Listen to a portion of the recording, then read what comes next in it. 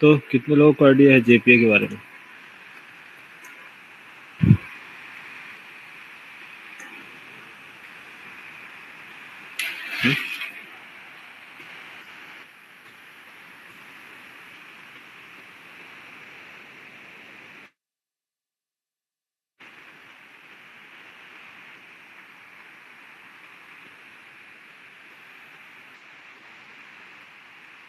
JPA समझो, JPA means जावा persistent API.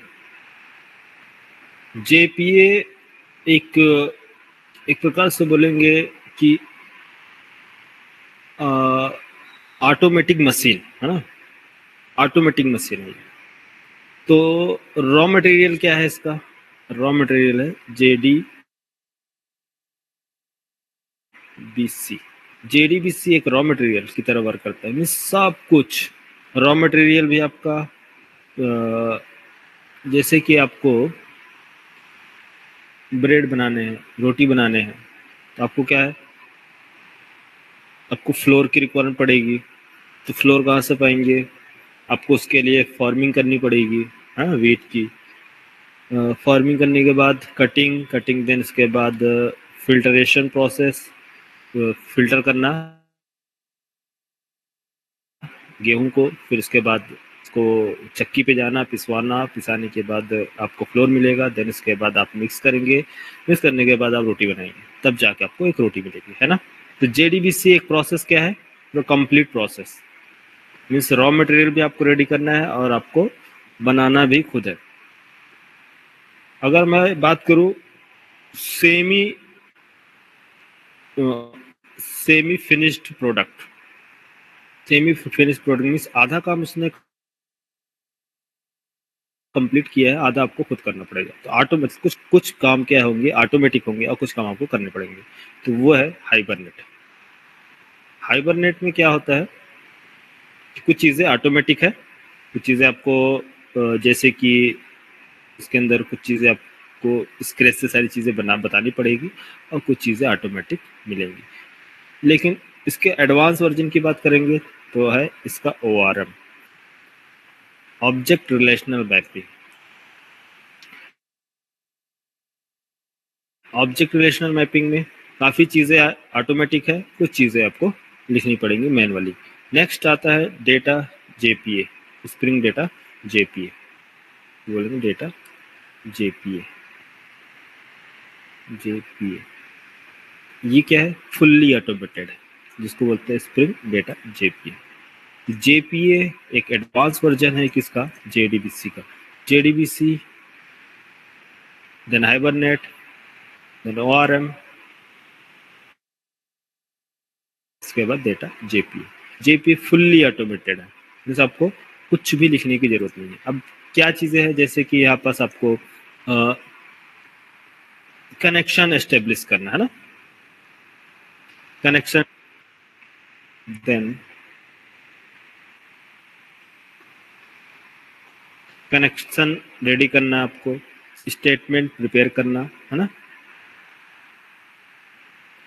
Statement prepare करना, prepare statement,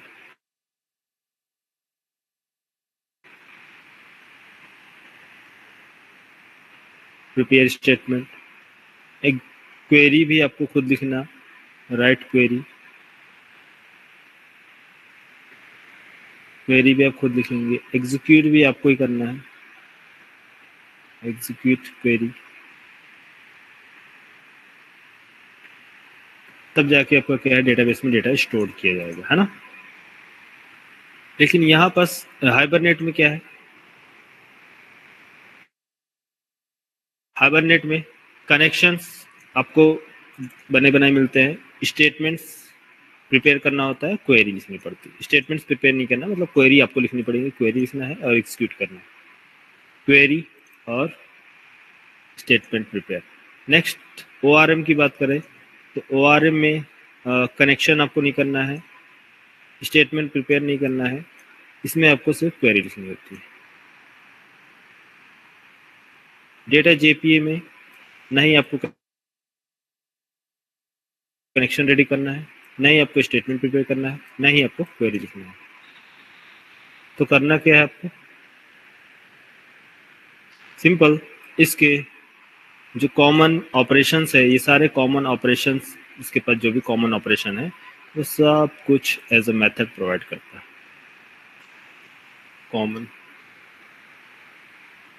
common operation like create, read, update, delete, find, ठीक है, multiple चीज, find by ID, delete bye ID. तो इस सभी जो भी कॉमन ऑपरेशंस होते हैं, इन सभी को क्या है, प्री डिफाइंड मेथड प्रोवाइड करता है। मीन्स जेपीए बोलता है आपको कोई कनेक्शन रेडी करने की जरूरत नहीं है, कोई स्टेटमेंट प्रिपेयर करने की जरूरत नहीं है, आपको कोई क्वेरी लिखने की जरूरत नहीं है, आप डायरेक्ट एग्जीक्यूट करें मेथड और आपको ऑटोमेटिक क्वेरी प्रोवाइड किया जाएगा।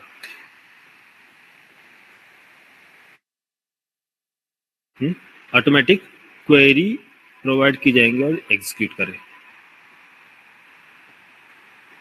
तो एक सिंपल सा मैं स्टेप्स आपको बता रहा हूँ, यहाँ ध्यान दो। ये सारी चीज़ें अभी आपको मैं आगे चल के सारी चीज़ें क्लियर कर दूंगा कि इनमें डिफरेंस क्या है, ठीक है।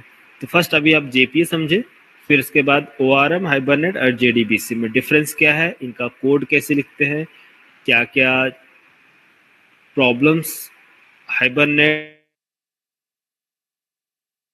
में आया था कि इंट्रोड्यूस करना पड़ा ओआरएम, और किन प्रॉब्लम की वजह से ओआरएम की बजाय हम डेटा जेपीए यूज कर रहे हैं।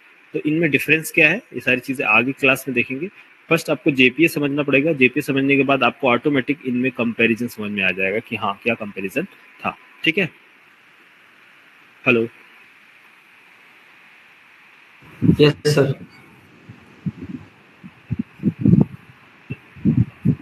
अगर मैं बात करूं जेपीए में, तो जेपीए में कुछ हमें चीज़ें समझनी पड़ेंगी, जैसे कि इसका जो मेनली यूज होता है, मैं ज़्यादा डेफिनेशन थ्योरी पे नहीं जा रहा हूँ, आपको एक्चुअल कॉन्सेप्ट बता रहा हूँ। ऑटोमेटिक आपको डेफिनेशन थ्योरी सारे क्लियर हो जाएंगे, है ना। जैसे मान लो हमारे पास क्या है, ये डेटा बेस है, ये डेटा बेस है, कोई सा भी डेटा बेस, मोंगोडीबी, ओरेकल, कोई सा भी ले लो, मोंगोडीबी और माई ओरेकल, डेटाबेस कोई सा भी हो सकता है। और ये है टेबल,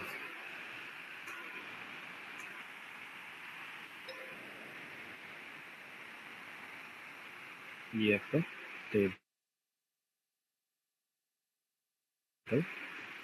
टेबल्स। और ये हम बात करते हैं हमारी क्लास के बारे में। क्लास कोई सा भी अभी ले लो, जैसे कि एम्प्लॉय क्लास, इसके fields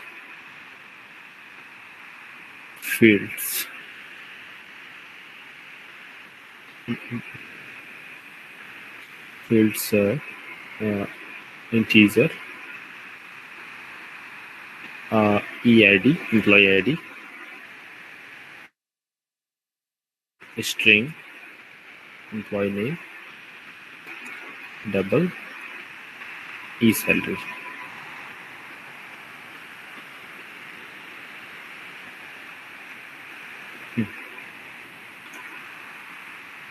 employ name, employee salary.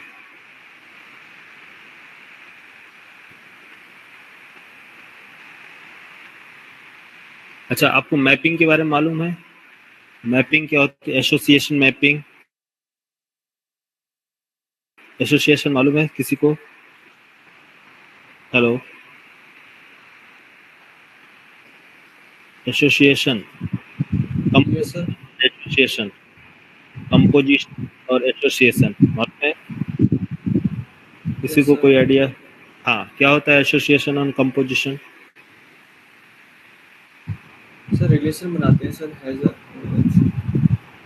Relation बनाते हैं दो टेबल्स के बीच में, है ना।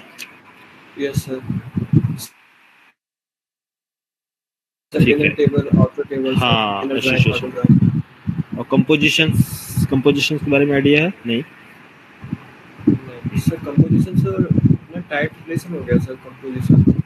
हाँ, टाइट रिलेशन, ठीक है। चलो यस सर। दोनों में देखो, अभी फर्स्ट हमारे पास अभी टेबल एक ही टेबल है, सिंपल एक टेबल है, और टेबल है नहीं एक्चुअली। टेबल्स कैसे जनरेट होता है मैं आपको दोनों में सिंटेक्स बता रहा हूँ। जनरली आप लोगों ने जेडीबीसी तो पढ़ा ही है, सभी लोग को मालूम है जेडीबीसी में क्या करना होता है कि हमने जैसे क्लास बनाया, अब इस क्लास में कितने क्लास का नेम, इस टेबल के नेम, आप टेबल का नेम कुछ भी रख लो, उससे कोई इशू नहीं है, क्लास का नेम से मतलब नहीं होता है वहाँ, टेबल नेम और क्लास नेम। तो जो भी आप क्लास का नेम रखें, ठीक है, क्या बोल रहा है, हाँ, जो भी आप टेबल का नेम रखें, टेबल का नेम लाइक आपने एम्प्लॉय, यहाँ मैंने ले लिया टेबल का name, for example EMP underscore table, employee table, class का नेम। आप सबसे पहले डेटाबेस में जाएंगे, डेटाबेस क्रिएट करेंगे, उसके बाद उसके अंदर टेबल क्रिएट करना पड़ता था मैनुअली, है ना, डेटाबेस में डेटा स्टोर कराने के लिए। टेबल का नेम, इसके बाद आपको सेट करने पड़ते थे इसकी कॉलम्स क्रिएट करना, आईडी और ये name and salary, ID, name और सैलरी, ये सारे फील्ड्स, ये कॉलम नेम मैनुअली आपको सेट करने पड़ते। इसके बाद आप क्या करते थे, JDBC means driver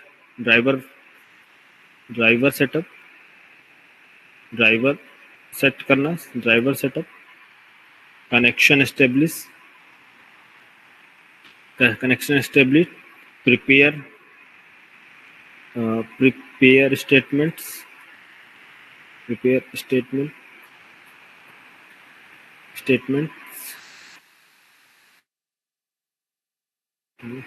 statement, execute और अपडेट क्वेरी, है ना, एग्जीक्यूट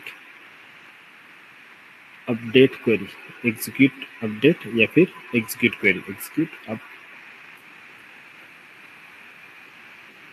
एग्जीक्यूट अपडेट क्वेरी, और लिखनी पड़ती थी आपको क्वेरी, है ना। क्वेरी, क्या क्वेरी लिखते थे आप, जैसे कि आपको इंसर्ट कराना है तो इंसर्ट ऑपरेशन, इंसर्ट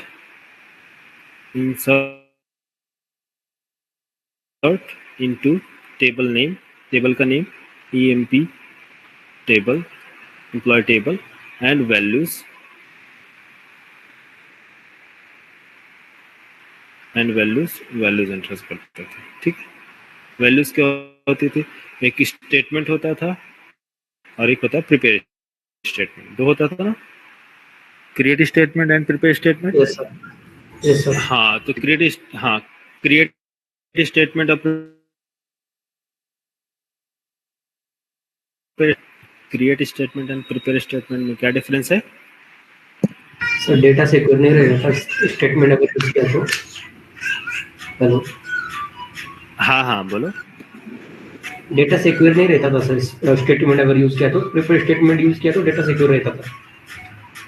अच्छा, सिक्योर रहता था, ठीक है। एक्चुअली क्रिएट स्टेटमेंट जो होता था स्टैटिक डेटा होता है, स्टैटिक डेटा हमको इसमें प्रोवाइड करना पड़ता है, और प्रिपेयर्ड स्टेटमेंट डायनेमिक डेटा के लिए होता है ना। फर्स्ट आप स्टेटमेंट में इंजेक्शन टेक्निक यूज कर हाँ, इंजेक्शन टेक्निक, ये इंजेक्ट किया जाता है, लेकिन कैसे, डायनेमिक डेटा, इंजेक्शन टेक्निक मतलब डायनेमिक, है ना, सिंपल आप याद रखिए। और create statement means static data, वो आपको डेटा आपको यहाँ इंसर्ट करने पड़ेंगे, डेटा जो भी आपका डेटा है आपको डेटा सेट करना होगा, जैसे कि आपकी आईडी 101, क्रिएट स्टेटमेंट 101, और इसमें आईडी आपको मैनुअल डेटा, आपको वेरिएबल्स जो भी आपको ऐड करना है।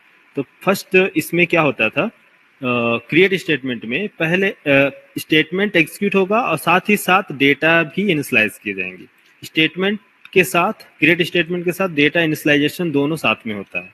लेकिन प्रिपेयर स्टेटमेंट में क्या होता है कि पहले स्टेटमेंट्स रेडी होंगे, स्टेटमेंट्स रेडी होने के बाद डायनेमिकली डेटा इनिशियलाइज करते थे। तो इसका मतलब यहाँ पास हम वेरिएबल पास करते थे, है ना, आईडी, नेम, सैलरी, Yes. है ना, याद है, याद आया, सैलरी। तो वेरिएबल पास करना मतलब यहाँ पास हम क्या करते हैं कि डायनेमिक रन टाइम पर जब डेटा आएगा, स्टेटमेंट्स रेडी होगा, तो रन टाइम पे इसके अंदर डेटा वैल्यू इनिशियलाइज किया जाएगा। तो ये सारी चीजें हमें करनी पड़ती थी इसमें जेडीबीसी केस में। बट जेडीबीसी हम यूज नहीं कर रहे हैं, लेकिन कॉन्सेप्ट तो आपको समझना पड़ेगा ना कि कैसे इंटरनली वर्क करता था। ठीक है, तो इसको मैं रिमूव करता हूं। अब हम मान लेते हैं जेपीए की। जेपीए, तो जेपीए बोलता है कि जेपीए क्या बोलता है कि मैं सब कुछ हैंडल कर दूंगा, आपके लिए क्वेरी भी लिख दूंगा, स्टेटमेंट्स भी प्रिपेयर कर दूंगा और कनेक्शंस भी रेडी करके दूंगा। कौन? जेपीए। तो इसके लिए करना क्या होगा? जेपी बोलता है कि सिंपल, अगर आपको हमारी फंक्शनैलिटी चाहिए तो आप इसको एक्सटेंड कर लें आप अपने प्रोजेक्ट में। सिंपल, आप इसको अपने प्रोजेक्ट में एक्सटेंड कर लें, मीन्स अपनी क्लास में कोई सा भी इंटरफेस बनाए, जैसे कि माई रेपो एक्सटेंड कर लेंगे किसके अंदर? X tends JPA repo, JPA repo. तो ये इसके पास जो भी फंक्शनैलिटी होगी, ये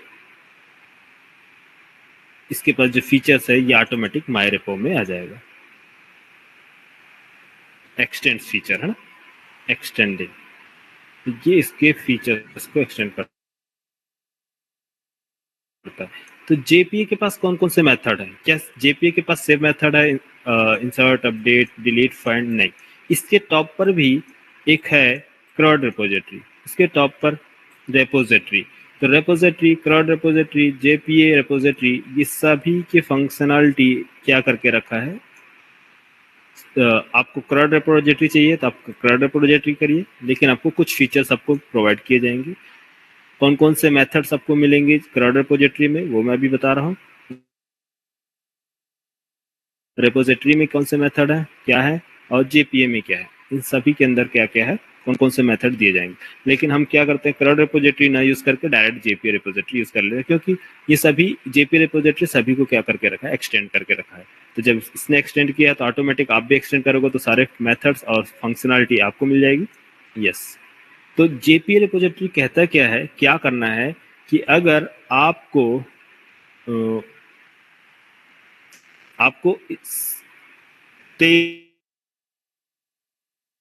टेबल्स क्रिएट करने हैं किसके अंदर? डेटाबेस में। तो आपको मैनुअली जाके टेबल क्रिएट करने की जरूरत नहीं है। आप सिंपल एक एनोटेशंस यूज कीजिए, एक एनोटेशन अपने क्लास पे जो आपका टेबल क्रिएट करता है। कौन सा एनोटेशन टेबल क्रिएट करता है? वो @entity, इसका यूज ही होता है टेबल क्रिएट करना। तो टेबल क्रिएट करेगा, कॉलम कौन सेट करेगा? ये खुद कॉलम सेट करता है। टेबल क्रिएट करना एंड कॉलम। तो जो डीएमएल क्वेरी होती है, जैसे कि आप डीएमएल में आप बात करें तो टेबल स्ट्रक्चर्स वगैरह, टेबल्स स्ट्रक्चर्स की बात की जाती है। तो एंटिटी टेबल्स एंड कॉलम्स को क्रिएट करता है सबसे पहले। जैसे तो कॉलम और टेबल का नेम कैसे सेट किया जाएगा? तो कॉलम्स एंड टेबल्स के नेम्स को सेट करने के लिए ये यूज करता है किसको?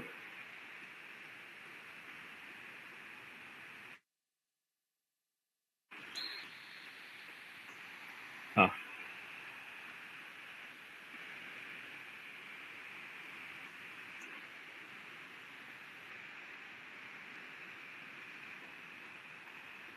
ठीक है।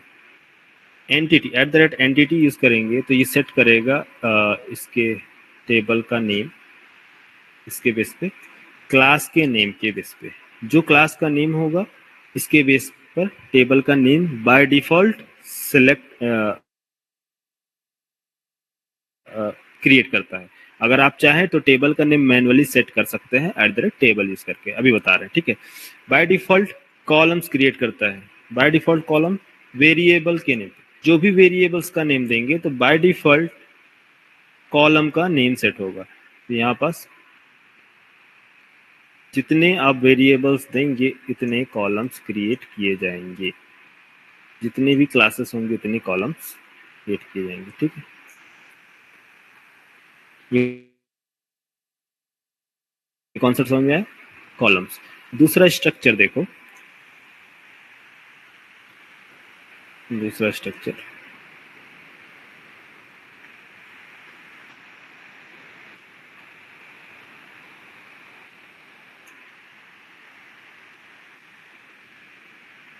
ये तो डिफॉल्ट फीचर। और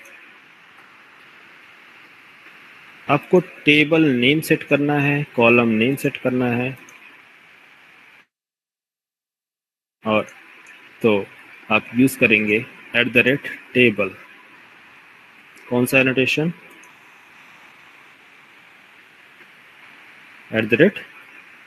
@table, देन टेबल का नेम। टेबल का नेम आपने रख दिया emp_tbl, table, emp table. Table का नेम अब क्या होगा? अब क्लास के नेम पर डिपेंड नहीं करेगा, किस पे डिपेंड करेगा? आपके टेबल पे। कॉलम का नेम, कॉलम का नेम इसमें आपने यूज किया column, column and column name. Column name क्या आपने रखा? emp_id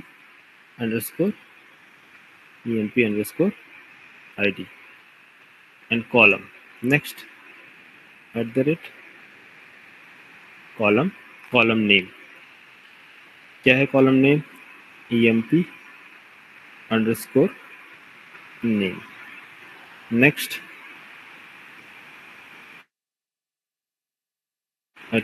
symbol column, column and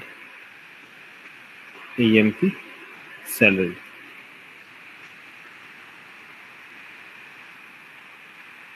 salary, ठीक है,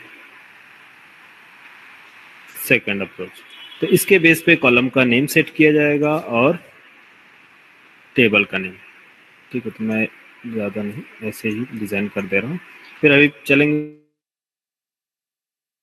प्रैक्टिकल देखेंगे तो आपको क्लियर हो जाएगा। ठीक है, डायग्राम से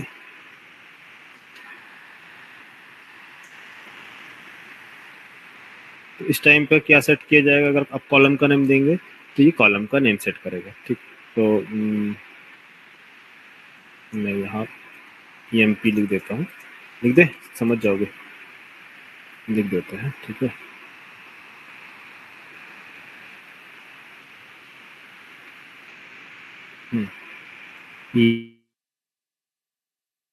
emp_column name, emp_table name, name,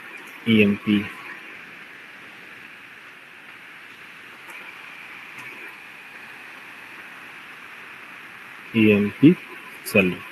इस तरह से column name, table name set किए जाएंगे।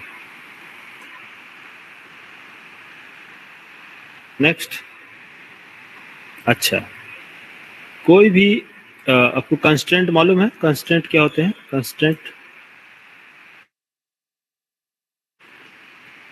कांस्टेंट,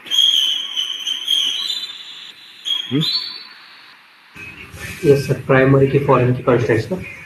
हाँ, ये क्या होते हैं? कंस्टेंट होते हैं। ठीक है, तो टेबल, अगर ये आपका टेबल्स क्रिएट होता है तो ये मान लो टेबल 1। जैसे ही टेबल क्रिएट होगा तो आप टेबल 1 क्रिएट करें, 2, 3, 4, 5, जितने भी टेबल अगर आपका डेटाबेस में क्रिएट होता है तो सभी का एक यूनिक की मीन्स एक प्राइमरी की जनरेट होती है। प्राइमरी की जिसको बोलते हैं पीके, प्राइमरी की, प्राइमरी की। चला गया। फर्स्ट कॉलम जो होगा वो क्या होगा? आपका पीके होगा, प्राइमरी की। तो सभी टेबल्स का एक यूनिक आईडी होता है। इस यूनिक आईडी के बेस पे दूसरा टेबल कनेक्ट किया जाता है, मीन्स ज्वाइन करते हैं एक टेबल से दूसरे टेबल से। जैसे कि मैं आप दो लोग हैं, ठीक है, मैं बोलूं कि एक लोग दूसरे के साथ ज्वाइन हो जाए और जो तीसरा है चौथे के साथ ज्वाइन हो जाए, आप क्या समझोगे सर ने क्या बोला? किसको किसके साथ ज्वाइन करना है ये तो बोला नहीं। हाँ, मैं बोला एक लोग इसमें से एक दूसरे के साथ ज्वाइन हो जाए,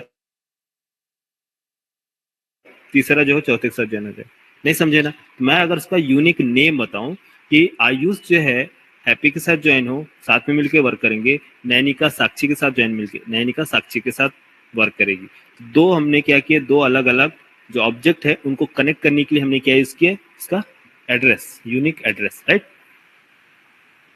तो इसी तरह से टेबल्स को अगर कनेक्ट करना है तो दोनों टेबल्स के पास क्या होना चाहिए, एक उनका एड्रेस होना चाहिए, इसको बोलते हैं यूनिक।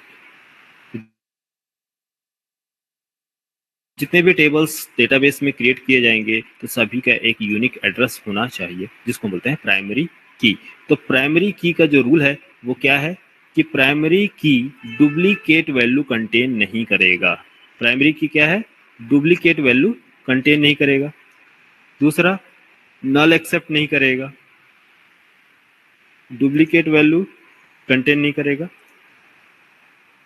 और null not allowed, null not allowed, and no duplicate data, no duplicate, not allowed।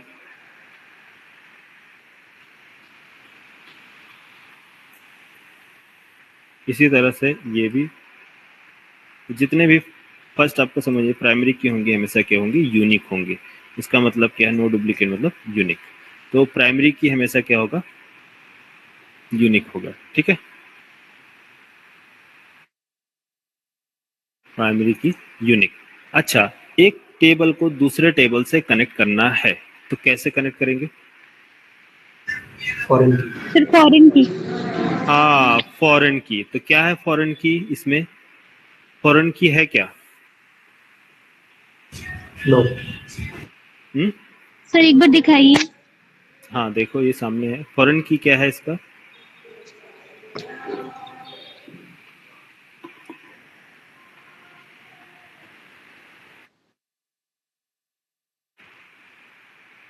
Foreign की, टेबल कहाँ की कुछ फॉरेन दिख की। रहा है वहीं पर तो है। अच्छा, तो और बताओ कोई, क्या है फॉरेन की?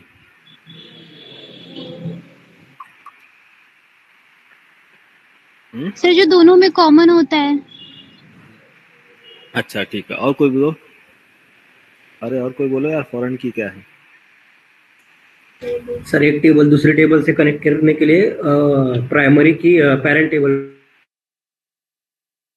को और चाइल्ड टेबल को फॉरेन की लगाते हैं। क्या है फॉरेन की? सर जो पेरेंट टेबल की जो पेरेंट टेबल की प्राइमरी की होगी सर वो सेकंड टेबल में से फॉरेन की से सर लिंक होगी वो सर। हाँ, तो फॉरेन की है क्या, कहाँ है फॉरेन की? सर फॉरेन की सर जो दूसरी टेबल बनाएंगे सर तब फॉरेन की बनेगी ना सर। दूसरे टेबल है तो बनी है ना सामने। सर जब लिंक करेंगे Confusion। तब। अच्छा, लिंक करेंगे तो जनरेट होगा फॉरेन की, है ना? Yes sir. अभी नहीं है फॉरेन की। अभी तो नहीं है सर फिलहाल, दिख तो नहीं रहा। सर रहती है तभी ऐड होता है। हाँ रहती है तभी ऐड होता है ना।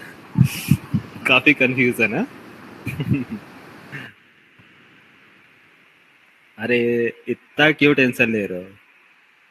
जो प्राइमरी की होती है वही फॉरेन की होती है।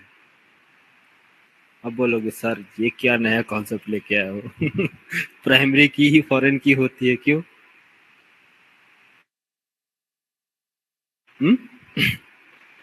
क्यों, इससे पहले मालूम था क्या जो यूनिक आईडी, प्राइमरी की? हाँ यूनिक आईडी की वजह से सर। हाँ, यूनिक आईडी ठीक है, लेकिन यूनिक आईडी की वजह से नहीं। आपको कॉन्सेप्ट समझना, हाँ यूनिक आईडी ठीक है, लेकिन जो प्राइमरी की है वही है फॉरेन की। फॉरेन मतलब क्या है, की तो आपकी एक ही होगी। की आपका स्टेबल का एक ही है। अब जैसे की है हमारा इसका आईडी 11 2 2 3 3 3 3, ये सही है? ये एक्सेप्ट करेगा? हाँ नहीं सर। नहीं, यू 3 3 नहीं होना चाहिए। क्यों? क्योंकि not allowed, duplicate not allowed. तो डुप्लीकेट कभी भी ये कंटेन नहीं करेगा। क्यों? क्योंकि ये प्राइमरी की है। ठीक है, प्राइमरी की है। ओके, फॉरेन की क्या है? यही फॉरेन की भी है, यही फॉरेन की है, लेकिन ये खुद के टेबल पे वर्क करता है एज अ प्राइमरी की। बट जैसे ही कनेक्ट होता है ये प्राइमरी की किसी दूसरे टेबल के साथ, तो ये प्राइमरी की दूसरे टेबल के लिए क्या बन जाएगा? फॉरेन की। बस, क्लियर? इससे पहले मालूम नहीं था क्या?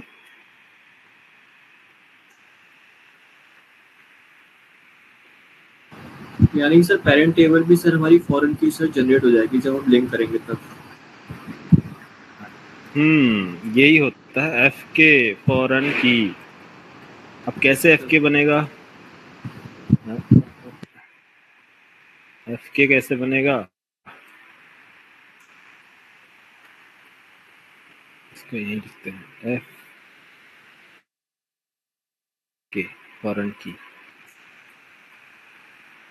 अब जब ये टेबल कनेक्ट हुआ है तो फॉरेन की जो है ये 1 1, अब ये 1 1 2 2 3 3 4 4, क्या ये इसके अंदर जो जब जाएगा यहाँ कनेक्ट होगा किस? तो 1 1 1 1 2 2 3 3 या फिर 4 4।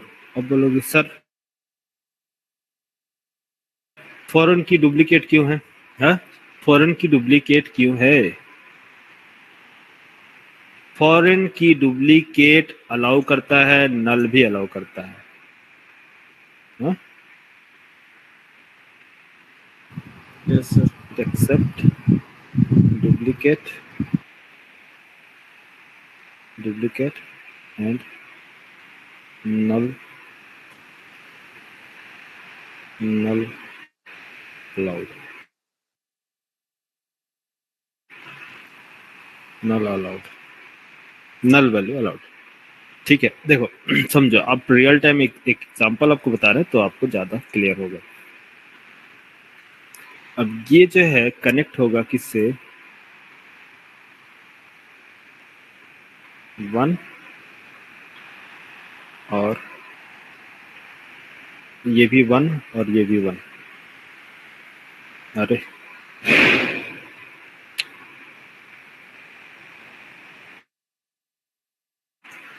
अरे आप देखो, एकदम डेप्थ में बताऊंगा, एक एक चीज बताऊंगा, कभी नहीं भूलोगे। और जेपीए की प्रॉब्लम तो आपको हमेशा के लिए खत्म हो जाएगी। और यही है आपके लिए प्लस पॉइंट जो इंटरव्यूअर आपको कंफ्यूज करेगा हमेशा। तो मेरे यहाँ से जितने भी स्टूडेंट गए हैं वो स्प्रिंग बूट पे जब से आप काम कर रहे हैं कभी भी उनको प्रॉब्लम नहीं आई। इंटरव्यूअर कभी भी उनको परेशान नहीं किया, क्वेश्चन इधर उधर घुमा के नहीं पूछे। क्यों? क्योंकि वो सिंपल एक क्वेश्चन पूछेगा, आप आंसर दे दोगे तो समझ जाएगा कि बंदे को रियल टाइम का नॉलेज है। और यहीं से आपको पता चलेगा रियल टाइम पे कैसे काम करते हैं। थ्योरी और प्रैक्टिकल आप भूल जाओ, अब आओ real time case, real time में कैसे वर्क होता है। ये चीजें अभी तक आप थ्योरी पढ़े होंगे, प्रैक्टिकल, अब रियल यूज केस देखो। अब यहां से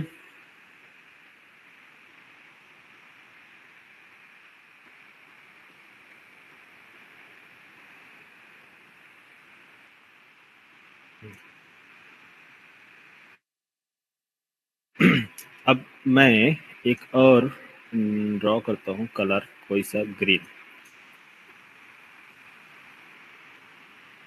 1 2, ये सॉरी कंट्रोल जेड,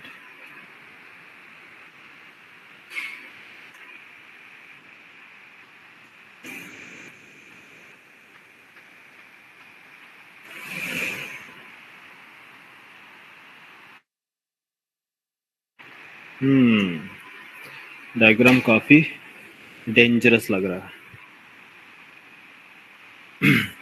क्या समझ में आया यहाँ? कि एक प्रोडक्ट है, एक प्रोडक्ट है, इस प्रोडक्ट का नेम क्या है? इस प्रोडक्ट का नेम, ये प्रोडक्ट, ये प्रोडक्ट और ये सभी का प्रोडक्ट। मैं प्रोडक्ट नेम लिख रहा हूँ आपको समझाने के लिए। तो ये प्रोडक्ट जो है या फिर एक काम करो एम्प्लॉय में ले लो, एम्प्लॉय में ज़्यादा समझ में आएगा। तो ये एम्प्लॉय जिसकी आईडी है एम्प्लॉय की, एम्प्लॉय आईडी है ना, EMP आईडी, तो सभी की एम्प्लॉय आईडी होगी। तो ये एम्प्लॉय जो है ये है डेव डिपार्टमेंट का employee ID and dev department, department name और आईडी, EMP आईडी और EMP आईडी और डिपार्टमेंट नेम, है ना। तो सिंपल वही लिख लेते हैं, चलो EMP आईडी और department name, department name, DPT name, ठीक है। अब employee ID and department name, ठीक है। एम्प्लॉय नेम कौन है, एम्प्लॉय आईडी जिसका आईडी क्या है 10 और ये वर्क कर रहा है डेव डिपार्टमेंट में, समझना। एम्प्लॉय आईडी 20 जो वर्क कर रहा है डेव डिपार्टमेंट में। एम्प्लॉय 30 जिसकी आईडी है ये वर्क कर रहा है QA डिपार्टमेंट में। और एम्प्लॉय 40, एम्प्लॉय जिसकी आईडी 40 है ये वर्क कर रहा है UAT टीम के साथ। किसके साथ, UAT वाला, UAT। अरे कैसे पता चला यार कि ये दोनों सेम डिपार्टमेंट वाले हैं? हाँ, ये दोनों सेम डिपार्टमेंट वाले हैं, कैसे मालूम हुआ? डिपार्टमेंट नेम जो डिपार्टमेंट टेबल है वो अलग है और एम्प्लॉय डिटेल्स अलग। Department DPT table sir department. रखोगे सर, स्क्रीन विजिबल है सर। हाँ सर, मुझे भी नहीं दिख रही। तुम्हें भी नहीं दिख रही है? अच्छा मैं दोबारा शेयर कर रहा हूँ, समझो। JP की क्लास कम से कम आप लोगों का 10 डेज चलेगा, 10 डेज से भी ज़्यादा हो सकता है, लेकिन मैं कोशिश करूंगा कि जल्दी कंप्लीट करने की। 10 to 15 डेज JP चलेगी, इसके बाद आपका सारा कॉन्सेप्ट क्लियर, खत्म, फिर ज़्यादा टाइम नहीं लगेगा। जो टाइम लगेगा आपका JPA में लगेगा। एक बार JPA फिनिश, स्प्रिंग बूट के आप किसी भी प्रोजेक्ट पे वर्क कर सकते हो।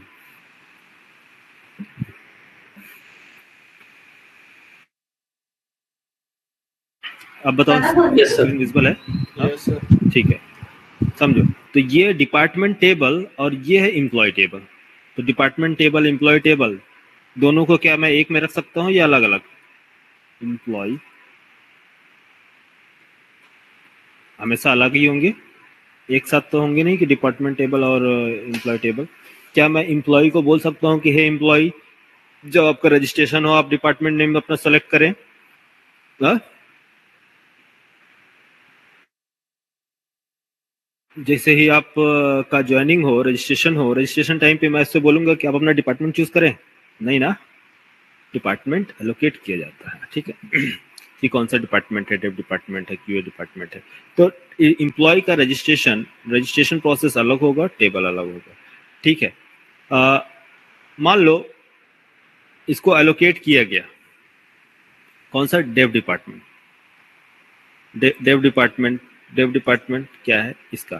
तो डिपार्टमेंट टेबल में एडमिन को फुल कंट्रोल होगा कि कौन से एम्प्लॉय को कौन सा डिपार्टमेंट एलोकेट करना है।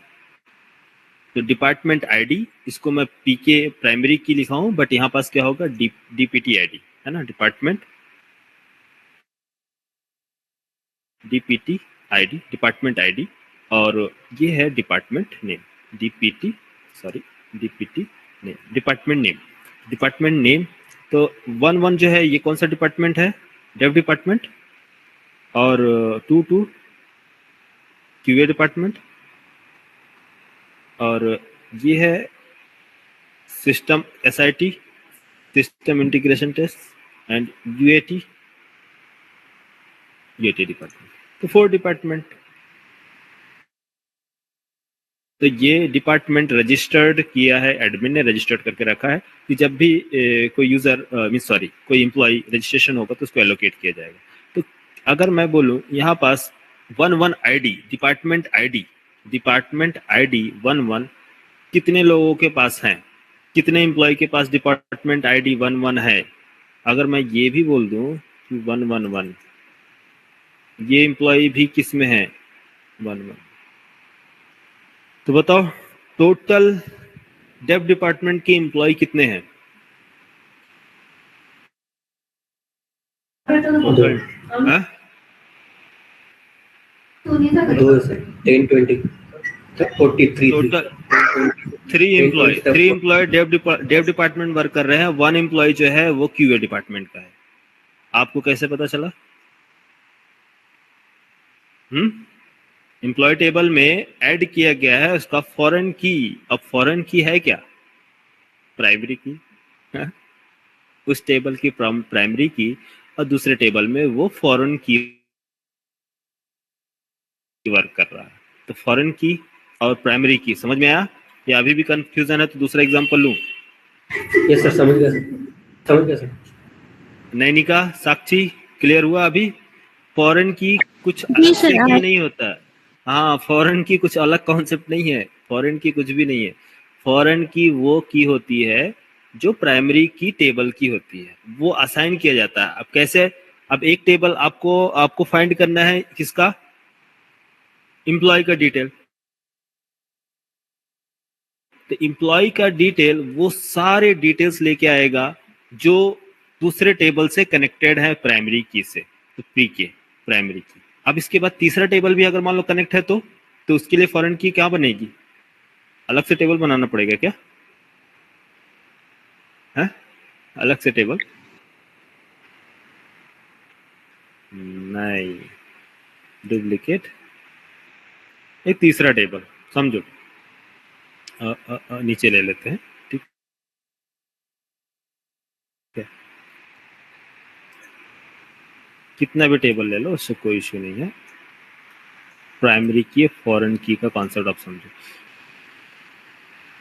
तो यहाँ पास डिपार्टमेंट के बाद मैं ले लेता हूँ और सपोर्ट टीम, ठीक है? या फिर कुछ भी ले लो, XYZ अभी।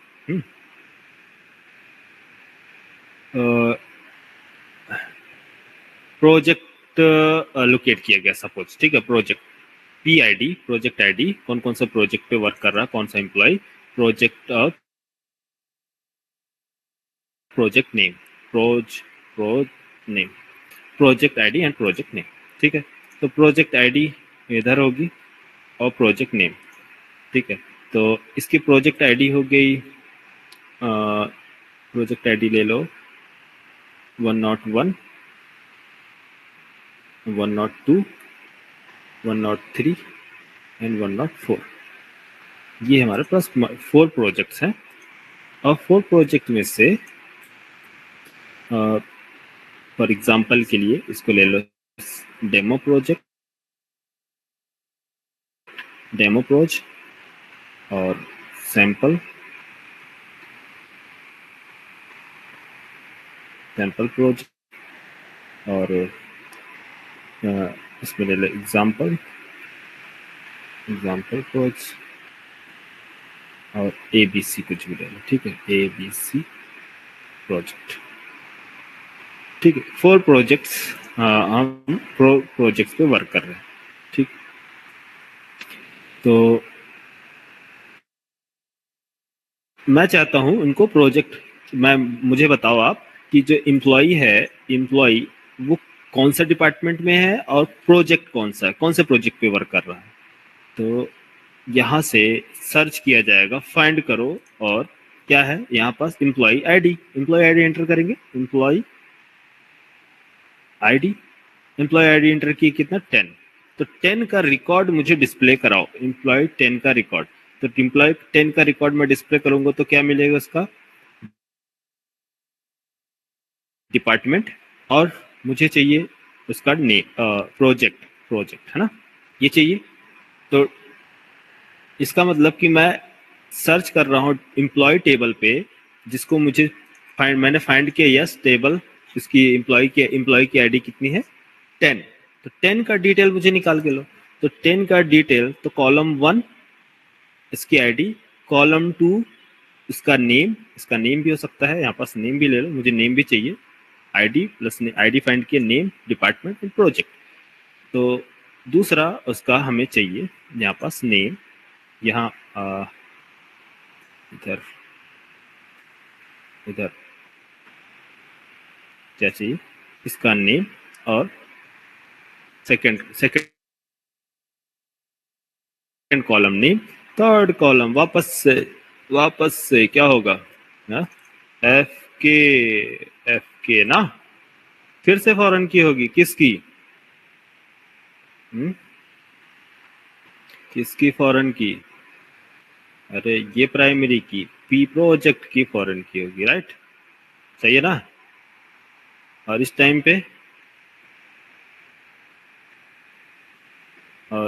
पे क्या था, इसकी फॉरेन की, ये प्राइमरी की और ये फॉरेन की, इस टेबल की प्राइमरी की,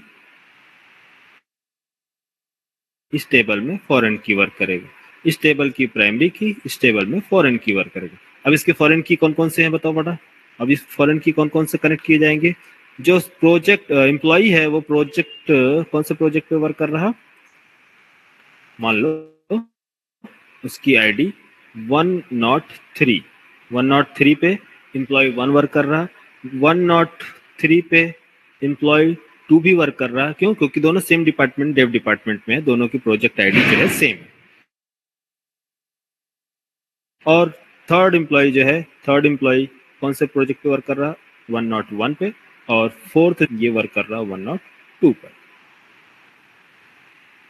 हाँ, तो यहाँ पास मैं बोला 10 का मुझे रिकॉर्ड डिस्प्ले कराओ, एम्प्लॉय 10 का, तो बताओ एक चीज और लिख देते हैं यहाँ पास, AA इसका एम्प्लॉय नेम, BB और CC DD।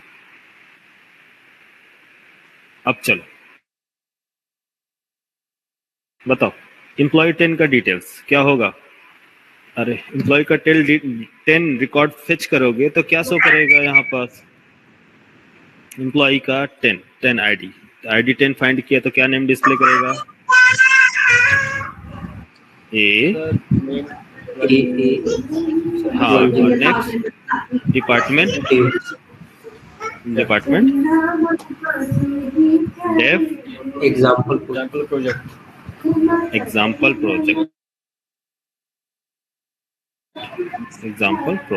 ठीक है। नेक्स्ट मैंने फाइंड किया, बताओ आप एम्प्लॉय 20 का रिकॉर्ड, हम बताओ 20 का, 20 नहीं 30 बताओ, चलो 20 समझ, 30 का क्या होगा, एम्प्लॉय 30 हमने फाइंड किया है, CC department demo project department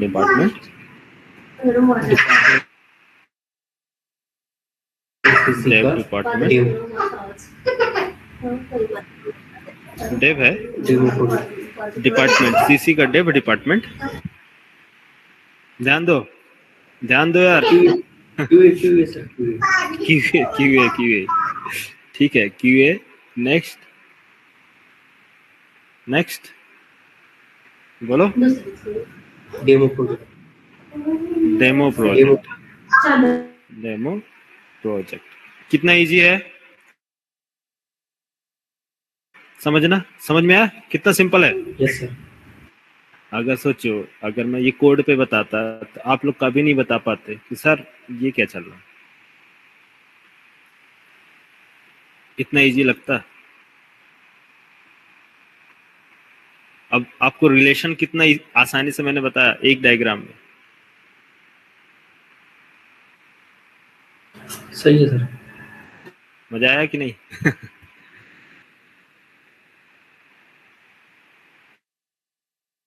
अभी तो कहानी शुरू हुई है। अब सर अच्छा, और एक टेबल क्रिएट करते तो सब फॉरेन की अगर चौथे टेबल में डाल देते तो 4 5 10 20 50 100 100 कितना भी कर दो ना, कोई इशू नहीं, ऐसे ही निकाला जाता है। अब मैं Yes, आपको sir. 3 स्ट्रक्चर बनाया, आप 100 स्ट्रक्चर 100 टेबल ज्वाइन कर सकते हैं। Yes, sir. हाँ, आपको पूरा आर्किटेक्चर बता रहा हूँ यार, रियल टाइम आर्किटेक्ट इंजीनियर कैसे वर्क करता है, पूरा एनालाइजेशन, पूरा work real time A to Z process बताऊंगा रियल टाइम। आपको कभी भी प्रॉब्लम नहीं आएगी डिजाइनिंग समझने में, ना ही डिजाइनिंग करने में। आप अपना खुद का प्रोडक्ट डिजाइन कर सकते हो, उस लेवल का आपको ट्रेनिंग दूंगा। जो मैंने रियल टाइम प्रोजेक्ट पढ़ाया है ऐसे नहीं, काफी लोग जो है वो ट्रेनिंग लिए हैं तो उनको बोलते हैं वाकिम सर जो आज आपने बता दिया है वो ऐसा कभी भी हमने कहीं देखा ही नहीं है इस लेवल का। 2-3 क्लासेस में पूरा कंप्लीट, आपको 2 महीने का डाउट 2-3 क्लासेस में खत्म। 2 महीने से आप पढ़ोगे, 2 क्लास मेरे अटेंड करोगे, JPA, spring boot, security, AWT, जेडब्ल्यूटी, open out, सारा डाउट एक एक डायग्राम में कंप्लीट कर देता हूँ, खत्म। तभी तो इन सभी को रेफर करते हैं मेरे स्टूडेंट आप लोगों को रेफर किए। हाँ, Yes, sir. आप तो चलो ऐड के थ्रू आए हो, लेकिन बाकी सब रेफरेंस वाले हैं। हाँ क्या है? सर। हाँ, हाँ, sir. इन लोग तभी इसलिए रेफर करते हैं। देखो क्या है कि अभी जो न्यू स्टूडेंट आते हैं ना, मैं ऐड करता हूँ, लेकिन न्यू स्टूडेंट को ट्रस्ट नहीं होता है। ट्रस्ट मतलब कि अरे ऐसे ही इंस्टीट्यूट होगा, क्या सिखाता होगा, कोई इंफ्रास्ट्रक्चर नहीं है। क्लियर? वैसा नहीं सर, सिखाने की इम्प्लीमेंटेशन से ही पता चल जाता है। आपको लोग क्या है ना, इंफ्रास्ट्रक्चर और शो ऑफ ऐड के पीछे भागते हैं ज्यादा। अरे एक बार अटेंड करो, क्लासेस समझो, देखो चीजें ना समझ में आए तो बोल। लेकिन लोगों के अंदर पेशेंस ही नहीं है यार, आज के डेट में सब 2 महीने का कोर्स चाहिए क्यों यार हैप्पी? जी सर। हाँ ना,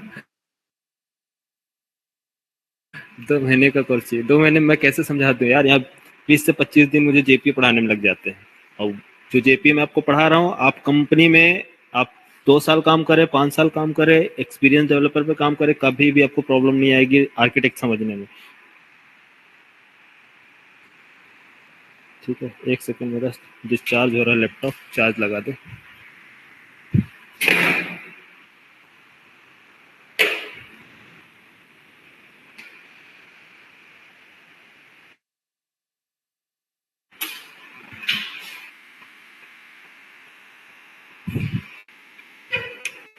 हम्म,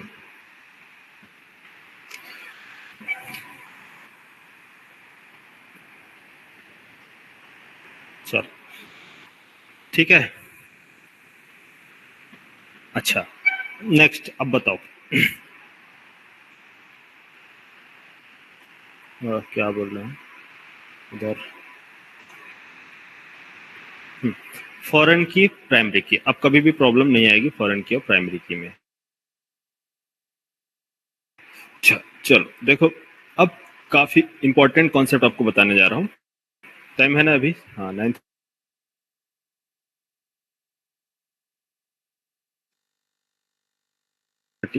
अभी हाफ एन आवर अभी डिस्कस करेंगे, उसके बाद क्लास को।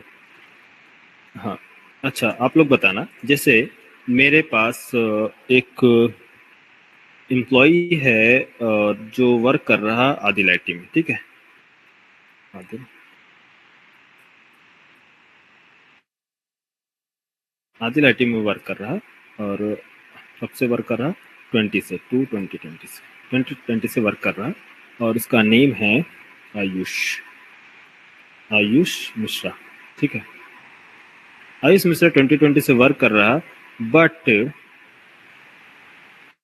प्रॉब्लम ये है कि अब वो अपना हाइक ज़्यादा डिमांड कर रहा है। बोला कि 4 साल हो गया मुझे 50 लाख का पैकेज प्रोवाइड करो, नहीं तो मैं चला जाऊंगा। ठीक है, कुछ ज़्यादा डिमांड कर रहा है। तो मैं बोला 50 नहीं दे सकता, मैं आपको 30 दे सकता हूँ, अगर आपको रुकना है तो रुको, नहीं तो आप जा सकते हो। किसमें? 24 में। तो बोलेगा ठीक है, मैं रिजाइन दे रहा हूँ और मैं जा रहा हूँ। तो बताओ, जब ये रिमूव कर देगा, रिमूव किया जाएगा कंपनी से, जब रिमूव किया जाएगा तो बताओ क्या एम्प्लॉय जब ये रजिस्ट्रेशन टाइम पे जब रजिस्टर्ड किया था उस टाइम पर इसका डिटेल्स रिमूव किया जाएगा या इससे जितने भी कनेक्टेड थे टेबल्स, ये इससे कौन कौन से, क्या सिर्फ इसका डिटेल्स रिमूव किया जाएगा या दूसरे टेबल का डेटा भी रिमूव कर दिया जाएगा? इससे रिलेटेड डेव एम्प्लॉय प्रोजेक्ट सभी का डेटा रिमूव किया जाएगा या सिर्फ इसका एम्प्लॉय का नेम? हाँ, आप बोलोगे कि सब रिमूव कर दो इस एम्प्लॉय का, इस एम्प्लॉय के सारे डेटा रिमूव किए जाएंगे।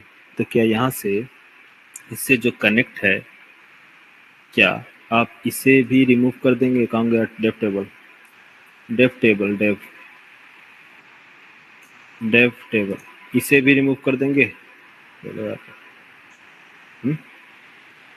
इसे भी रिमूव किया जाएगा और इस प्रोजेक्ट को भी रिमूव कर दिया जाएगा। यस या नो?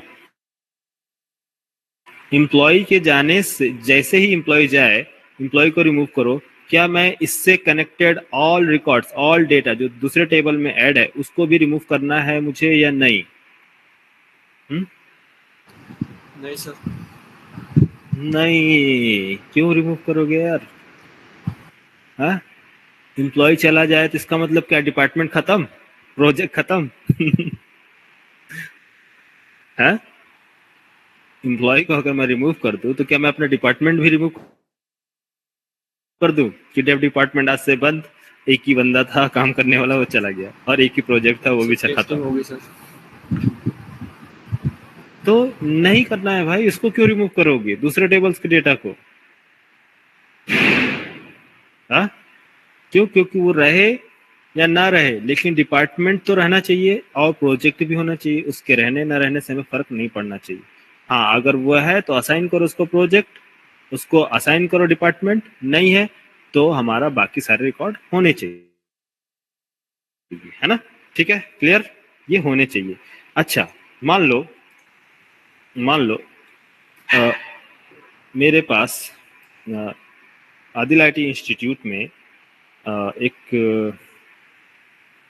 साक्षी है, ठीक है, एक स्टूडेंट है। ये कौन है? स्टूडेंट है। स्टूडेंट ये ज्वाइन हुई मान लो हमारे पास कब ज्वाइन हुई, चलो कभी मान लो ज्वाइन हुई, टाइम नाम लिख देते हैं साक्षी। साक्षी ने ज्वाइन किया और क्लास कंप्लीट किया, या फिर जो भी इसने कंप्लीट किया, क्लास कंप्लीट करने के बाद और इसका जो मार्क्स है,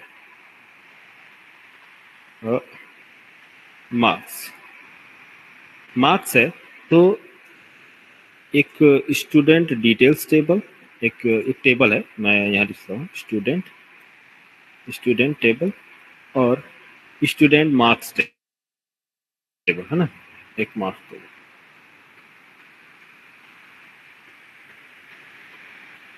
टेबल, दो टेबल है। एक टेबल में स्टूडेंट का डिटेल है, दूसरे टेबल में स्टूडेंट का नेम। तो यहाँ पास SID और S नेम। SID स्टूडेंट 1101 और S नेम कौन है? साक्षी 1102 नैनिका है कि चली गई? 1103 और संजय 1104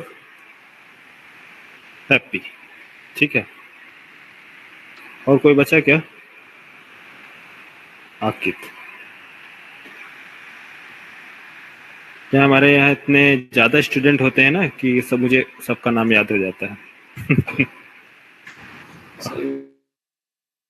है ना? कितने स्टूडेंट आए कितने। ठीक है, अब इनका मार्क्स है, मान लो इन्होंने फर्स्ट स्क्रीनिंग टेस्ट में कलेक्ट किया था, सपोज 50, सॉरी कहाँ गया, साक्षी कितना पाई थी यार तुम स्क्रीनिंग टेस्ट में, कितने परसेंट? 50%। 50%। नैनिका तुमने स्क्रीन टेस्ट दिया था ना, टॉप करी थी फर्स्ट राउंड में, टॉप की थी नैनिका, हाँ, और सेकंड राउंड में सर हमसे ज्यादा ही आए थे सर। हाँ नैनिका का ना, यस सर। नैनिका टॉप की थी, उस बैच में टॉप करी थी नैनिका। नेक्स्ट 80% और कोई से भी ले लो, और 75%, ठीक है। तो ये कुछ रिजल्ट है, इसका कम क्यों है, इसका ज़्यादा ही ले लो, ठीक है, 65। तो ये मार्क्स है और ये स्टूडेंट। अब मैंने बोला कि मुझे इस टेबल से किसका, साक्षी की आईडी, साक्षी की आईडी कितनी है 101, फाइंड करो रिमूव करो। तो हमने फाइंड किया इसकी आईडी 111101 और रिमूव किया। अब बताओ, मैं इसको रिमूव कर रहा हूँ, रिमूव, इसको रिमूव कर दिया। अब बोलो,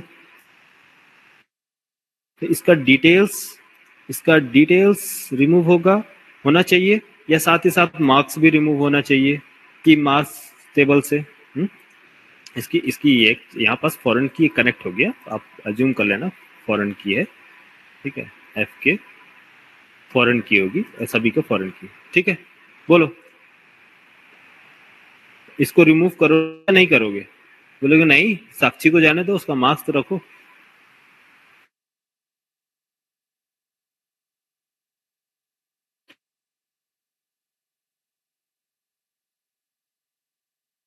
यार अरे स्टेबल का है इसका या नहीं करना है? बोलो। No sir, no. नहीं, उसका मार्क्स रखेंगे आप, है ना?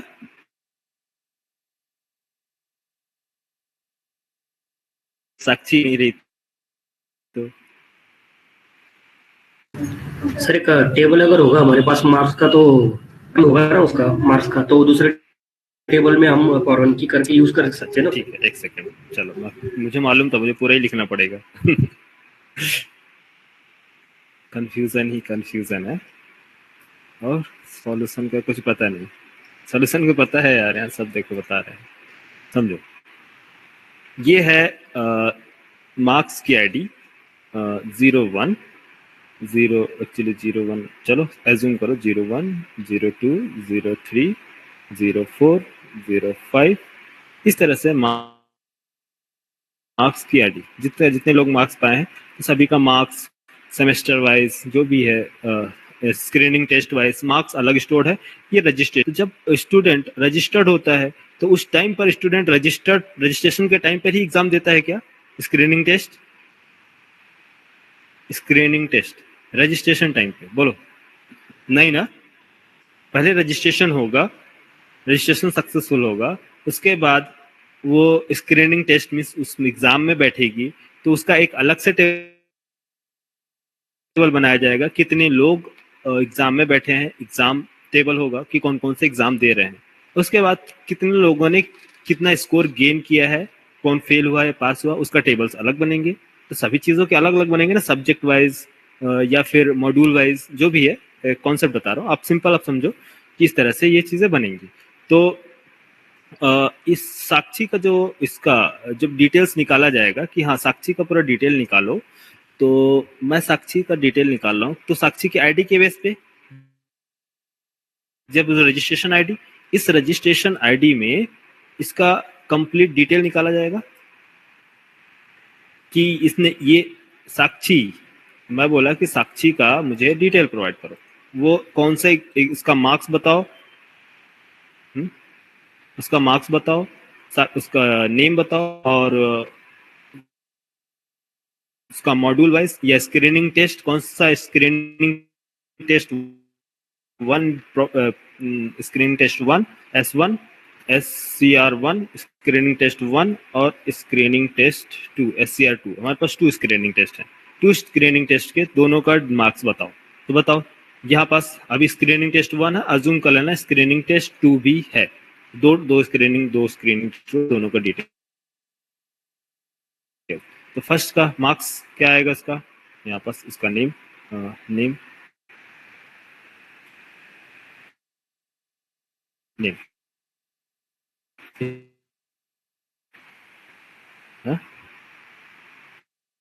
डिटेल्स क्या मिलेंगे, मैंने बोला फेच करो, तो सारा पॉसिबल है कि एक ही टेबल में हो, नहीं मल्टीपल टेबल्स होंगे, मार्क्स अलग होगा, स्क्रीनिंग टेस्ट कब हुआ था उसका ईयर वाइज, और फैकल्टी डिटेल्स, कौन फैकल्टी ने एग्जाम लिया,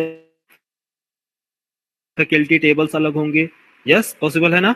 लेकिन डिटेल्स को जब बोलेगी ये प्रिंट कराओ रिक्वायरमेंट के बेस पे, उसकी रिक्वायरमेंट क्या है कि मुझे रिक्वायरमेंट ये है, एडमिन बोला, एडमिन को मिस या तो डीन बोला कि मेरी रिक्वायरमेंट ये है कि नेम मार्क्स स्क्रीनिंग 1 स्क्रीनिंग 2 का रिपोर्ट प्रोवाइड करो, है ना। तो 1110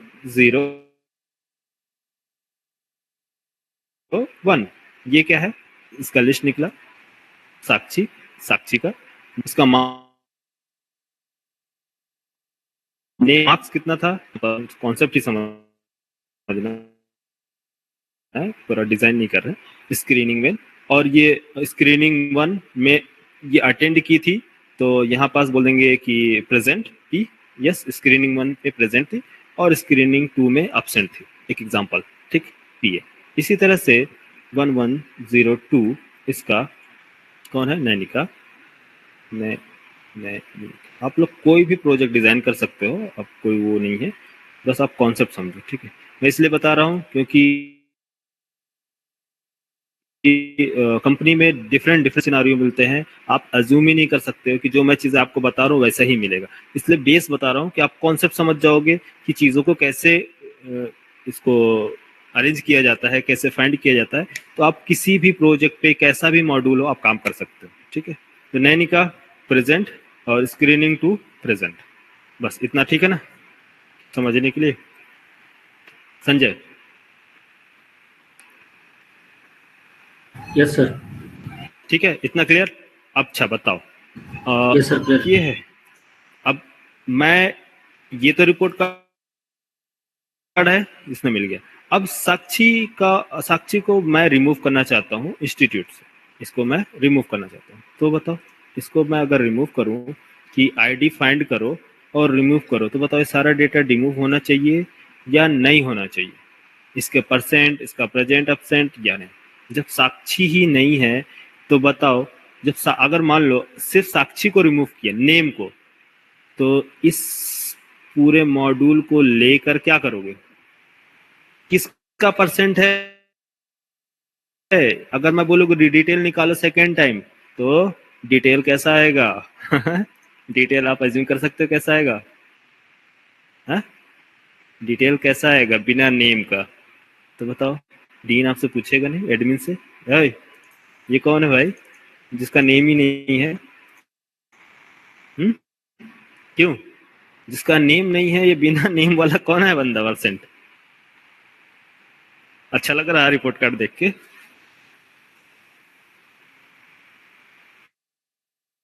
तुम्हारे डाउट को क्लियर कर रहा हूँ।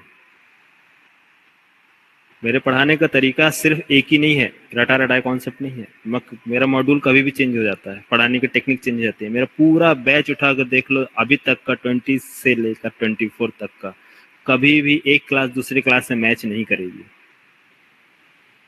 क्यों अंकित? Yes sir. मेरे पास कोई स्ट्रक्चर नहीं है, मैं सिर्फ बताता हूँ कॉन्सेप्ट, कैसे भी बता सकता हूँ आपको, प्रॉपर इंजेक्ट करूंगा एक चीज पूरा टू जेड। अरे डाउट क्लियर हुआ भाई, ये बोलो यस सर, होगा सर। Yes sir. तो इस सिचुएशन में डेटा, दूसरे टेबल का डेटा रिमूव करना चाहिए या नहीं, होना चाहिए या नहीं? सर होना चाहिए सर। इस टेबल में होना चाहिए, लेकिन दूसरे टेबल में सर नहीं होना चाहिए, दूसरे टेबल में नहीं होना चाहिए। तो इस टेबल में होना चाहिए, इसका मतलब ये है कंपोजिशन का part. Tight coupling, tightly coupling, नाम सुने था टाइटली कपलिंग? Yes sir. हाँ ये सर। है टाइट कपलिंग, इसको बोलते हैं टाइटली कपलिंग। और जिसमें नहीं होना चाहिए ये कौन सा है?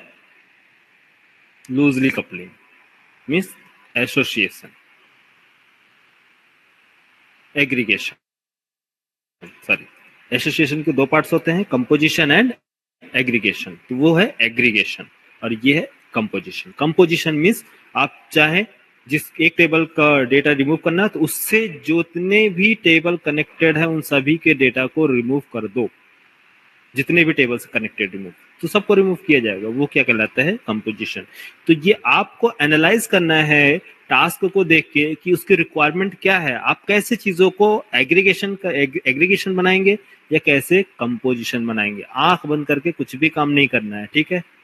समझ में आया? रिक्वायरमेंट को अच्छे से पढ़ो, समझो कि वो क्या बोलना चाहता है, उसका पर्पस क्या है और किन चीजों को रिमूव करना पॉसिबल है, किसको रिमूव करना पॉसिबल नहीं है, ये आप अपना खुद दिमाग लगाएंगे, ठीक है? टीएल को या फिर मैनेजर को बार बार परेशान नहीं करेंगे, समझे? बेस्ट डेवलपर वो है जो जब जब तक कोई क्रिटिकल प्रॉब्लम, मेजर प्रॉब्लम ना आए तब तक हिट नहीं करना चाहिए, पिंग नहीं करना चाहिए। खुद से एनालाइज करो, सॉल्व करो, प्रॉब्लम एनालाइज करो, क्लियर हो जाएगा सारी चीजें, ठीक है? तो कंपोजिशन और एग्रीगेशन में डिफरेंस समझ में आया? कैसे अचीव करेंगे, कैसे कोड लिखेंगे, कैसे इंटीग्रेट करेंगे, ए टू जेड प्रोसेस बताऊंगा। बट आपको टूल्स और टर्मिनोलॉजी जो यूज होती है वो क्या चीज है, कैसे ये चीजें वर्क करती हैं रियल टाइम में, वो चीजें समझ में आई? यस या नो? बोलो क्या नाम है? Yes sir, yes sir. ठीक है, चलो। JPA शिवम भी आजकल ज्वाइन नहीं कर रहा, और क्या नाम है, रितेश भी ज्वाइन नहीं कर रहा। क्या है ना, मेरी जावा की क्लास देख के लोग बोर हो जाते हैं। क्यों नहीं निका साक्षी? जावा की क्लास इतनी लेंदी हो जाती है ना, 3-4 महीने 5 महीने, सोचते हैं कि बस अब खत्म कहानी। नहीं सर, इंटरेस्टिंग रहता है। नहीं सर, हम तो टिके हुए हैं, लास्ट तक तभी रहेंगे। तो रुके हुए हैं हम लोग। हाँ एक्चुअली मैं, सर हम तो हर बैच में हैं हाँ आपके। तो तुमको क्या है कि तुम रुके हो, बाकी लोग को लगता है कॉन्सेप्ट नहीं समझ में आता है, इसलिए चले जाते हैं। जिसको पढ़ना है, जिसको करियर बनाना है, जॉब पाने की बात नहीं बता रहा हूँ, जिसको करियर बनाना, जॉब तो मिल जाएगी यार, अभी मार्केट में जाओ, सर्च करो, 2 महीने की तैयारी करो, जॉब मिल जाएगी, लेकिन इससे करियर नहीं बनेगा। जॉब मिलने के बाद आप इतने ज्यादा परेशान हो जाओगे, आपको अपना जॉब ऐसा लगेगा कि किंग कोबरा आपके सर पे बैठा है, वो बार बार डस रहा है। इतना खतरनाक जॉब है आईटी में, इतनी खतरनाक चीज है। All time pressure, all time pressure. अगर आप मैरिड हैं तो आपको आपके वाइफ की बात अच्छी नहीं लगेगी, अगर आप अगर आप गर्ल्स हैं, लड़की हैं, तो आपको अपने हस्बैंड की बात अच्छी नहीं लगेगी, कुछ भी बोलेगा दिमाग खराब होगा, इतना ज्यादा प्रेशर रहता है आईटी में, कुछ भी अच्छा नहीं लगेगा। हाँ, इंजॉय करना है, बढ़िया टारगेट बना के चलो, कॉन्सेप्ट 1-2 घंटा ज्यादा से ज्यादा कोई भी टास्क कंप्लीट करना है, 2 से 2.5 घंटा, ज्यादा से ज्यादा मैं और बोलूंगा तो 3 घंटा। 3 घंटे में 8 घंटे काम खत्म, बाकी टाइम आप मूवी देखो, एंजॉय करो, घूमो। अगर ऐसी लाइफ चाहते हैं, उसको बोलते हैं करियर। इसको अगर आप अपना अच्छा करियर बनाना चाहते हैं, फ्री एंजॉय, घूमना फिरना, तो उसके लिए थोड़ा सा मेहनत करना पड़ेगा, कॉन्सेप्ट पकड़ना है। एक बार कॉन्सेप्ट अगर आप पकड़ लिए, 2 से 2.5 घंटे में आप अपना टास्क कंप्लीट करके जा सकते हैं, कोई रोकने वाला नहीं है, लेकिन उसके लिए तो मेहनत करना पड़ेगा ना। मेरा हाँ, सर, नहीं तो सर जावा में सर हाँ। मर जावा मिट जावा हो जाता है सर, जो मैंने पहले बताया था। मर जावा मिट जावा नहीं होता है यार, Java is a simple definition Java का।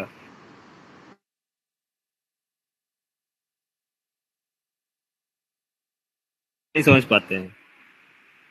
नहीं सर, जब बेस क्लियर हो सर तब समझा रहा सर, अगर बेस क्लियर नहीं है सर तब तो तो टफ है यही सर। तो आज के डेट में जो मार्केट में जो नए कैंडिडेट हैं, जो लड़के हैं, वो बेस पढ़ना ही नहीं चाहते।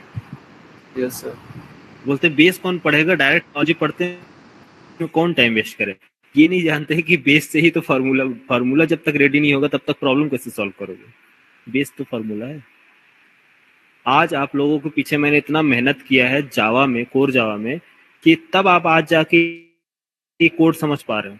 आज कहीं आपको समझ प्रॉब्लम आ रही है, आयुष, नैनिका, साक्षी की कोड नहीं समझ में आ रहा है, सर आप कहाँ से कहाँ लिख दिए, आप कैसे ये प्रॉपर्टी बना ले रहे हैं, कैसे मेमोरी डायग्राम इंजेक्शन कैसे हो रहा है। अब यहाँ आपको ये चीजों का प्रॉब्लम नहीं रहेगा, अब आपको आर्किटेक्चर समझना है, प्रोजेक्ट आर्किटेक्चर। लेकिन फिर भी अभी भी बहुत से इंस्टीट्यूट से लड़के जो पढ़ के आते हैं, मैं उनको आर्किटेक्चर बता रहा हूँ, तो प्रोजेक्ट में जैसे ही मैं कोड में एंटर होऊंगा तो वो बोलेंगे सर ये आपने ये कोड कैसे लिख दिए, यहाँ पास ऐसा क्यों होना चाहिए। अब बताओ, उनको मैं बेसिक कोर जावा बताऊंगा इस टाइम पे, है पॉसिबल है? ऐसे सिचुएशन में कोर जावा बताना पॉसिबल है? आप लोग को लगता है कि मैं कोर जावा बताऊंगा? नहीं। तो जब मैं स्टार्टिंग प्रोजेक्ट पढ़ाया करता था पहले, तो ऐसे लड़के मेरे पास आते थे जो कोर जावा के क्वेश्चन पूछे करते थे। तब मुझे कोर जावा का बैच लेना पड़ा, नहीं तो मुझे इंटरेस्ट नहीं है कोर जावा पढ़ाने में। क्यों? क्योंकि 3-4 महीने लगते हैं पढ़ाने में। मुझे प्रोजेक्ट पढ़ाने में बहुत इंटरेस्ट है, मैं सिर्फ प्रोजेक्ट पढ़ाता हूँ। ठीक है, लेकिन आप लोगों का करियर बनाने के लिए मुझे पढ़ाना पड़ा।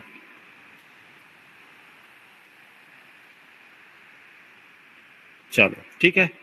और ये मैंने कुछ कोर्स निकाले थे आज डेमो क्लास लेने के लिए, तो स्टूडेंट थे ही नहीं। ये हमारा कोर जावा का फुल स्टैक का एक्चुअली कोर्स कंटेंट है।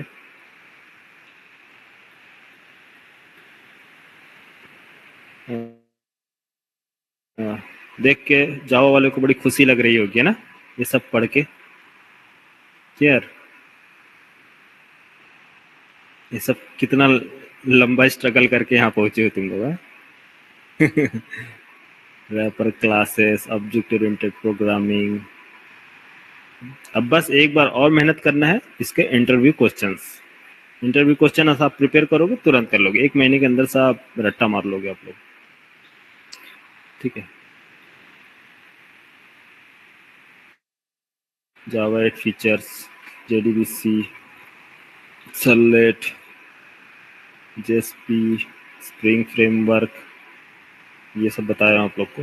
Presentation layer, business layer, 1 tier 2 tier architecture, web application, bean factory application, scopes, life cycle, dependencies, है ना। फिर स्प्रिंग बूट में अब ये सारी चीज़ें चल रही हैं आप लोग का ना। स्प्रिंग बूट क्रिएटिंग एप्लीकेशन ये हो चुका है, एनोटेशन ये सारे मैंने बता दिए हैं। स्प्रिंग बूट प्रॉपर्टी कॉन्फ़िगरेशन हो गया। बैनर्स बचे हुए हैं, रनर्स में एक सिंपल कमांड लाइन रनर बता है। प्रोफाइल बचा हुआ है, प्रोफाइल देखेंगे।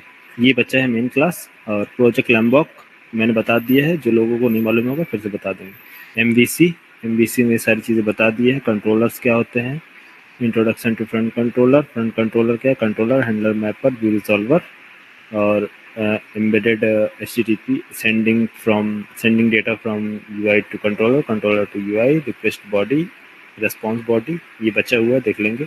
थीम लिब बता दिया।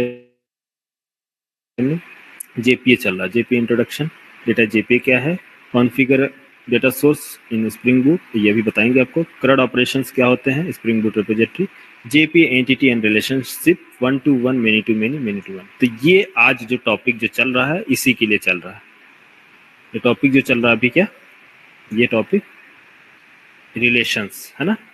ये जो टॉपिक जो चल रहा है वो यही चल रहा है। ठीक है। मेरे पढ़ाने के बाद थोड़ा स्टाइल चेंज हो जाता है, लेकिन कॉन्सेप्ट वही रहते हैं। पढ़ाना मेरे को वही रहता है, टारगेट बस पढ़ाने का तरीका अलग है।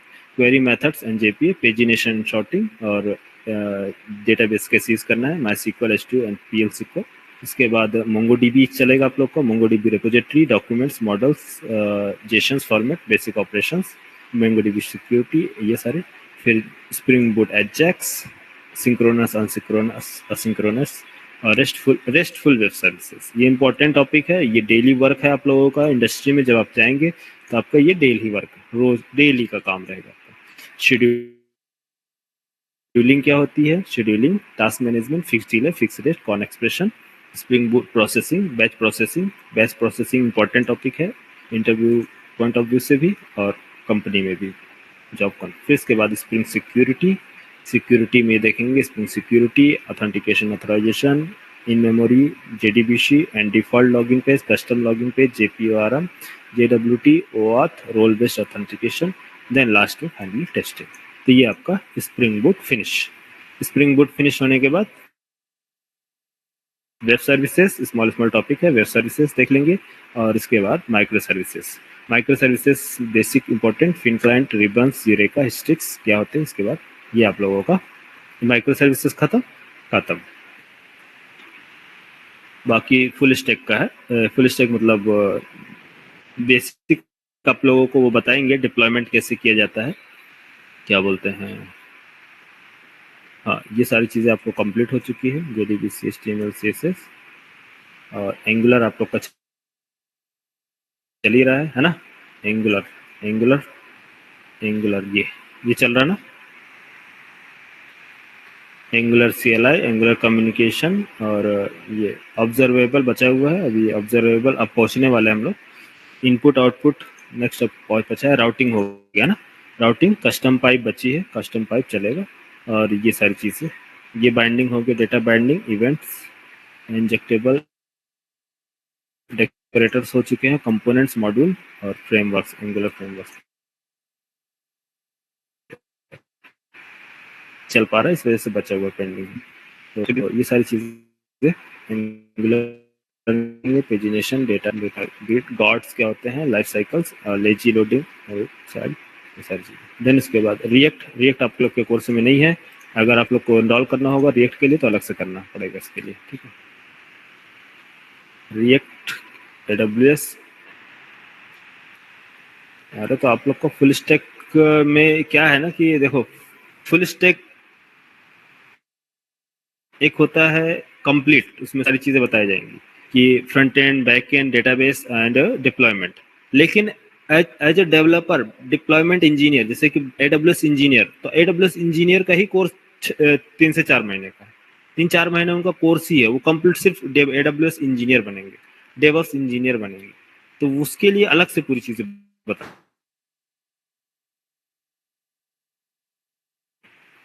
ठीक है। वो चीजें आपको जानना जरूरी नहीं है।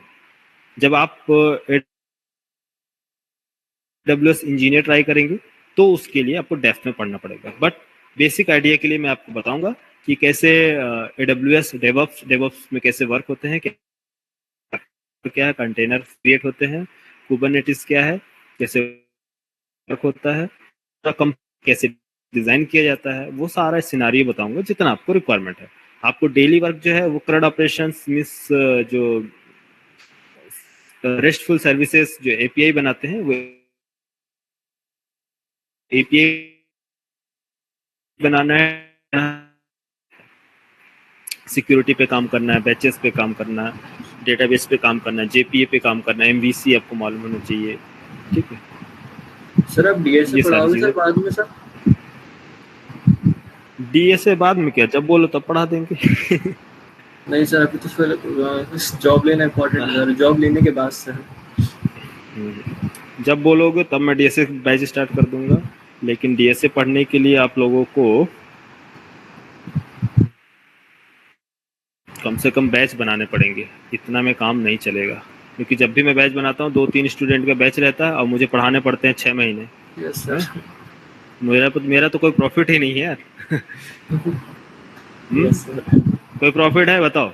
मैं इतना टाइम आप लोगों के लिए देता हूँ एक एक कॉन्सेप्ट ये समझाने के लिए सिर्फ, और जबकि इसको मुझे समझाने में अगर मैं कोड में आऊँ तो मुझे कितना टाइम लगेगा सिर्फ समझाने में। एक एंटिटी बनाऊंगा, क्लास बनाऊंगा, क्लास से ही कनेक्ट करके बता दूंगा कि ये ऐसे कनेक्ट हो रहा है, वैसे कर रहा है। बट प्रॉब्लम फिर भी हाँ 5 से 10 मिनट, ज़्यादा से ज़्यादा मैं कहता हूँ एक घंटे के लेक्चर में मैं काफ़ी चीज़ें आपको प्रैक्टिकल बता देता। लेकिन अभी तो मैं आपको डायग्राम बना रहा हूँ, एक पूरी क्लास, दूसरी क्लास में प्रैक्टिकल करूँगा। लेकिन उससे प्रॉब्लम ये होगी कि आप हमेशा कंफ्यूजन में रहेंगे, आपको क्लैरिटी नहीं आएगी, क्योंकि बात सुनना, समझना और प्रैक्टिकल देखना, ये डायग्राम देखने में, दोनों में डिफरेंस होता है। ये डायग्राम में आप भूलेंगे नहीं, आपके हमेशा माइंड में पिक्चर एक प्रकार से जम जाएगा, और जब मैं दूसरी क्लास लूंगा तो आप तुरंत खट से इस पे आ जाएंगे कि हाँ हाँ सर आप बताए थे। और सुनने में बात क्या होता है, भूल जाता है, माइंड से निकल जाता है, उसमें काफी मेहनत करनी पड़ती है। ठीक है, यस सर। तो मैंने जो मॉड्यूल डिजाइन किया है वो आपको क्लैरिटी के लिए, कि आपको फुल क्लैरिटी मिल सके और बार बार चीज़ों को रिवाइज ना करना पड़े, एक बार आप पढ़ो समझ में आ जाए, मेहनत ना करना पड़े, एकदम फ्री माइंड। सिर्फ कोर जावा तक ही आपको मेहनत है, उसके बाद मेरी क्लास में मेहनत नहीं है, सिर्फ क्या है, एनालाइजेशन, चीज़ों को एनालाइज करो, डिजाइन करो। ठीक है, देखो यार, ट्राई करो, न्यू स्टूडेंट के लिए बैच बनाओ, क्योंकि मैं अभी तक तो आप लोग को समाज सेवा ही कर रहा हूँ, क्योंकि जो कोर्स मैं आपको दे रहा हूँ आजकल मार्केट में 1-1 लाख रुपए चार्ज कर रहे हैं, नोएडा दिल्ली जैसी जगह में। मार्केट में फीस काफ़ी ज़्यादा होगी, तो मैं फीस आपसे नहीं बोल रहा हूँ कि आप जो मैं डिलीवर कर रहा हूँ, कम से कम आप लोग स्टूडेंट तो रेफर करो, है ना? Yes sir. ठीक है, चलो अब मिलते हैं कल। Okay, good night. Sir good night sir. ठीक है।